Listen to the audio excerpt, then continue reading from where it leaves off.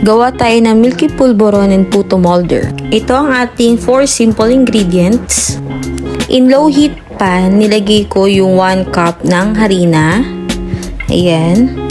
Ini-spread ko siya sa kawali. Haluin lang ng 10 to 12 minutes hanggang sa ma-reach mo na yung slight color brown or yung bago siya mag-color brown. Ayan. Haluin lang ng haluin. Habang hinahalo ko yung harina, nag-melt na rin ako ng margarine for wet ingredients. After 10 to 12 minutes, nakita ko na yung desired na kulay ng harina ko. Next, ilagay natin yung 1 cup ng milk. Yan. Evenly spread it sa harina para mag-mix sila. Yan, for the mix tayo. I-make sure natin guys na nahahalo natin na maigi para maging one color sila. Then after nya,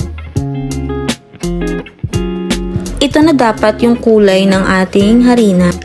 Next, ilagay natin yung 3/4 cup ng sugar.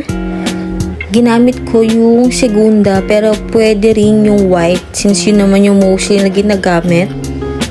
Ayan. Haluin lang natin na maigi.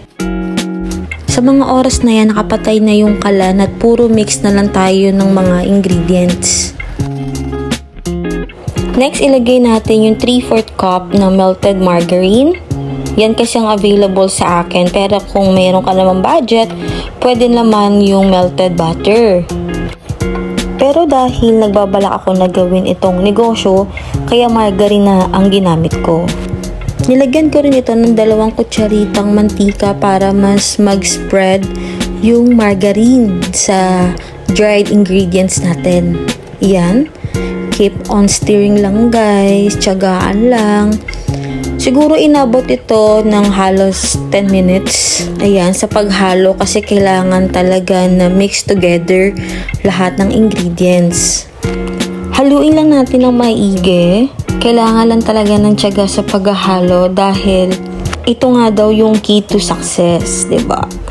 Tiyagain lang natin guys at for sure na makukuha rin natin yung desired na kulay at texture ng ating pulburon.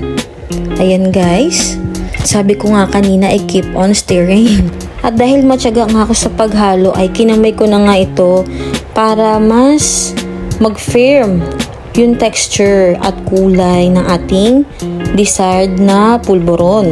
At dahil pambahay naman itong pangkain namin, kinamay ko na siya kasi mas matagal nga siya sa spatula. Don't worry guys, malinis naman yung kamay ko kaya for sure na safe at clean itong ginagawa natin. Ito na nga guys yung ginawa kong pulburon na ready na nating isift. And for the last procedure, ilagay na natin ang ating pulburon sa strainer para ma-sift na maigi at para maiwasan ng buo-buo lalo na kung desired mo na pang-business ito. At para mas mapabilis ang proseso, lalo na kung pambahay naman ang desired mong panggawa, pwede mo na siyang kamayin kaysa gamitin mo ng spatula kasi medyo matagal talaga pag gamit mo ang spatula. So, ang key to success talaga dito sa ating pulburon making ay ang paghahalo.